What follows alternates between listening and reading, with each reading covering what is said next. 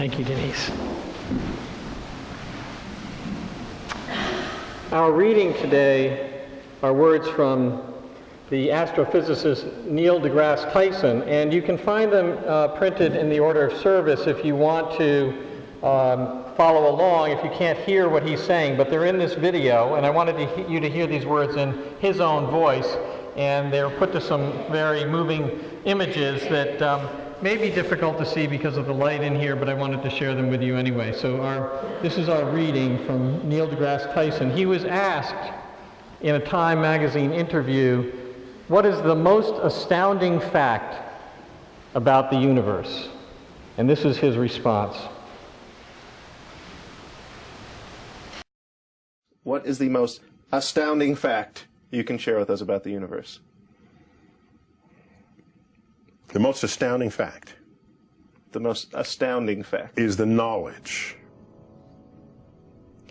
that the atoms that comprise life on Earth, the atoms that make up the human body, are traceable to the crucibles that cooked light elements into heavy elements in their core under extreme temperatures and pressures. These stars, the high-mass ones among them, went unstable in their later years. They collapsed and then exploded, scattering their enriched guts across the galaxy. Guts made of carbon, nitrogen, oxygen, and all the fundamental ingredients of life itself. These ingredients become part of gas clouds that condense, collapse, form the next generation of solar systems, stars with orbiting planets. And those planets now have the ingredients for life itself. So that when I look up at the night sky, and I know that, yes, we are part of this universe, we are in this universe, but perhaps more important than both of those facts is that the universe is in us. When I reflect on that fact, I look up. Many people feel small because they're small and the universe is big, but I feel big because my atoms came from those stars. There's a level of connectivity. That's really what you want in life. You want to feel connected. You want to feel relevant. You want to feel like you're a participant in the goings-on of activities and events around you. That's precisely what we are, just by being alive.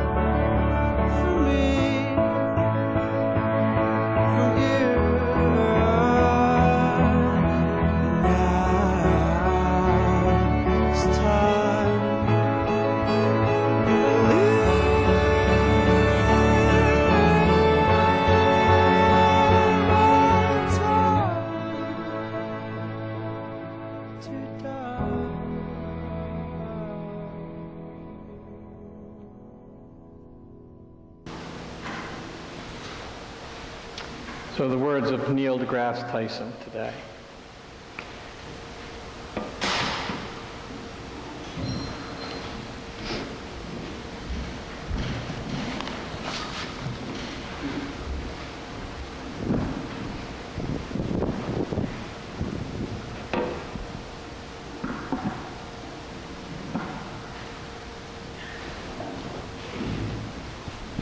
I don't need to actually be in the pulpit, do I?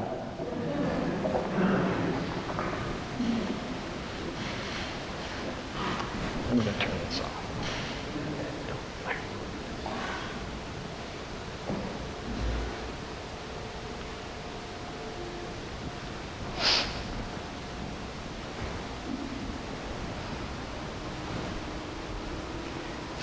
Steve was an awkward kid. He didn't play ball particularly well. In fact, when he would come over to the yard to play catch with my dad and me, we would both, me and my dad that is, cringe.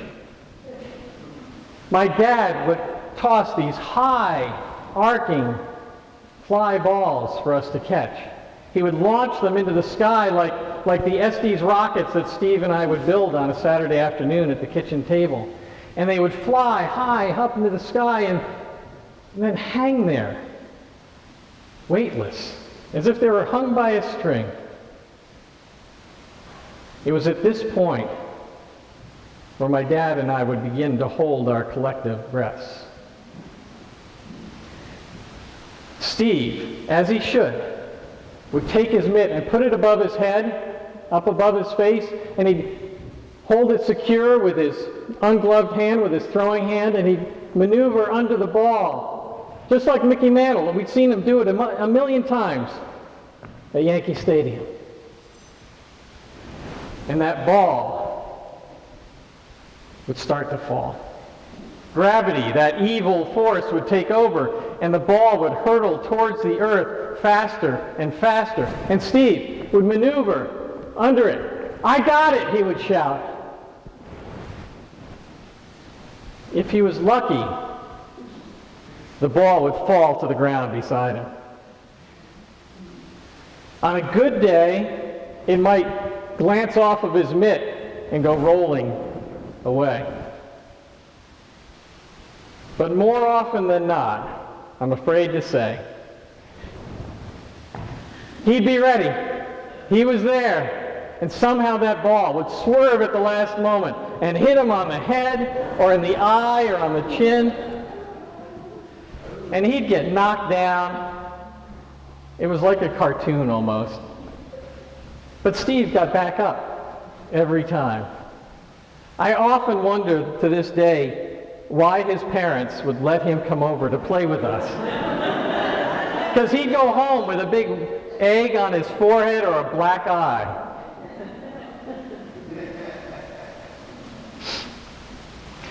My parents referred to Steve as their fifth child. The four of us plus Steve, because Steve practically lived at our house. And Steve was a brother to me. He was more like a brother to me in many ways than my own brother, because of course in families you got all those complicating factors. And Steve would go home at night. Most of the times. But Steve and I would go and play all day long. We lived in this subdivision, and they were expanding it, and there were bulldozers down at the end of the road, and they made these swamps, and we'd go and catch frogs in the swamps. Or we'd go running around the woods together, building forts and shooting off air rifles at bad guys and sometimes at each other. When we got older, we used to smoke cigarettes in those same woods, the cigarettes that we had swiped from his mother's purse, one by one, cautiously, so she wouldn't notice. And later on, we smoked other things in those woods. Steve's dad, who was more comfortable tinkering with a car engine than he was playing with kids, one time took us to go camping together. We went up to the Adirondacks. Steve was a Boy Scout. I was not. I was off busy playing soccer and tennis and other things. Steve was a Boy Scout. And I was impressed by the way he could lash together some sticks and a tarp and make a lean-to. He also was able to start a fire with just a steel and flint.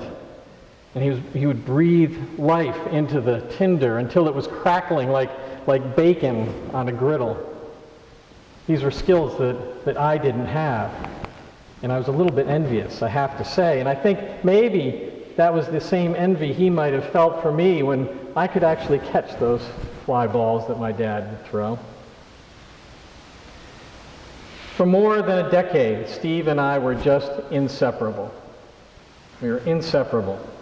And time and distance didn't matter. When he was a year older than I was and he went off to Cornell, before I got out of high school, but we kept together all through college, and when I was a senior at Amherst, he moved to Boston. So he'd come out to the college and come to parties with me, or I'd go into Boston, and we'd do the bars in Boston together. We'd have a great time. And then he moved out west. He moved out to the Bay Area just as Silicon Valley started to be a thing. And he traveled a lot for his work out there. And every year, he would send me a plane ticket that he got with his air miles so I could come out and ski with him in Lake Tahoe for a week. That's how close we were, Steve and I. When our older daughter, Rebecca, was born, Irene and I named Steve as the godfather, and he flew back east just for the occasion. And then when Steve, somewhat against the odds, got married, I mean, he was a pretty geeky guy, and he was not what you would call conventionally good-looking, but he did get married, and he asked me to be his best man and not his own brother. That's how close Steve and I were.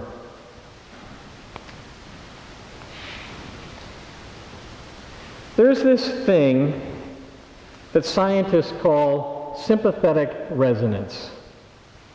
And I don't really understand it on a scientific level. I tried to research it, and there were all sorts of sine waves on the computer and harmonic stuff, and I didn't really get it scientifically, but I think I got it emotionally because Steve and I had something like sympathetic resonance.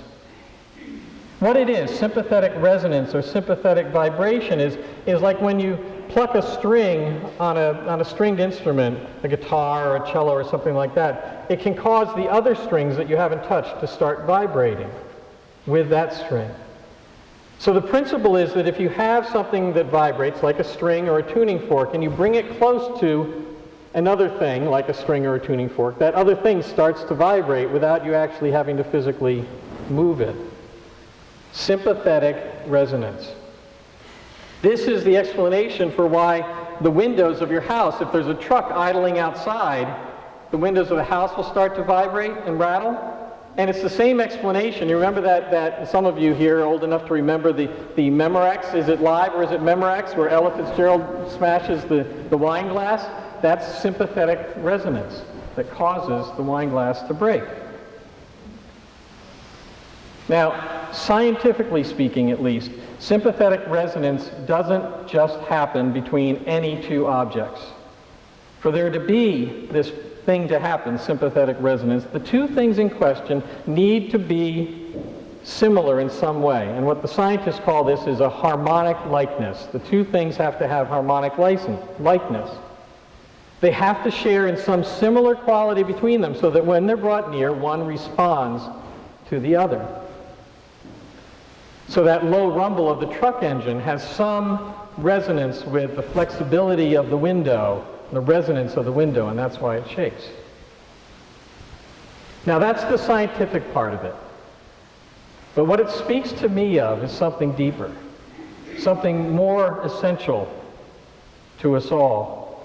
Because the beautiful thing that we've learned, and especially through Dr. Tyson's words today, is that we are surrounded by, we're immersed in harmonic likenesses. The people you're sitting next to right now, the clerk at the grocery store, the trees, the squirrels, mountains, rocks, all of these things were reminded by Dr. Tyson come out of the guts of stars. I love that expression, the guts of stars. We, he says, are part of the universe. We are in this universe, but perhaps most important than those facts, he tells us, is that the universe is in us. The universe is in us. My atoms and your atoms, and the atoms that make up everything, all come from that same source. And what this means to me is that we all have this inherent, inborn harmonic resonance. This harmonic resonance. We have the ability, the harmonic likeness gives us the ability to create the sympathetic resonance that I was talking about, that Steve and me quality of a relationship. It's always there for all of us, all the time, in every relationship, with everyone and everything.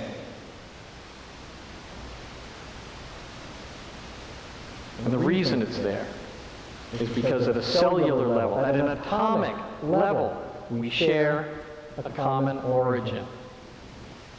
We are made of the guts of stars. I would like to tell you that Steve and I are still brothers, but this isn't a fairy tale that I'm telling you, it's actually real life.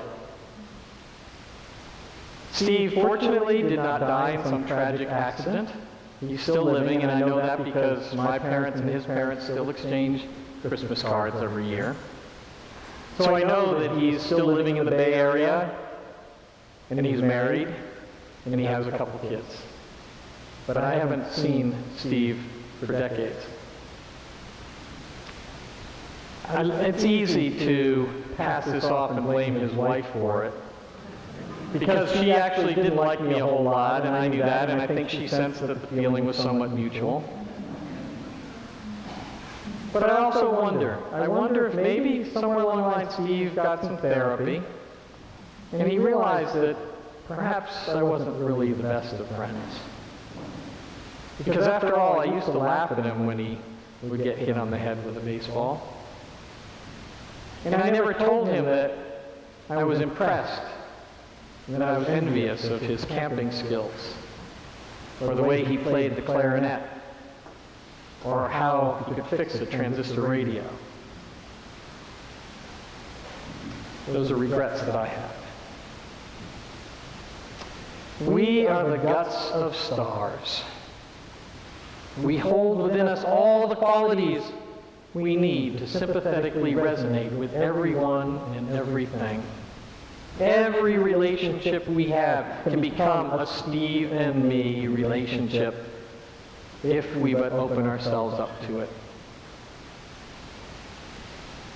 I want to leave you with some words by the author John O'Donohue.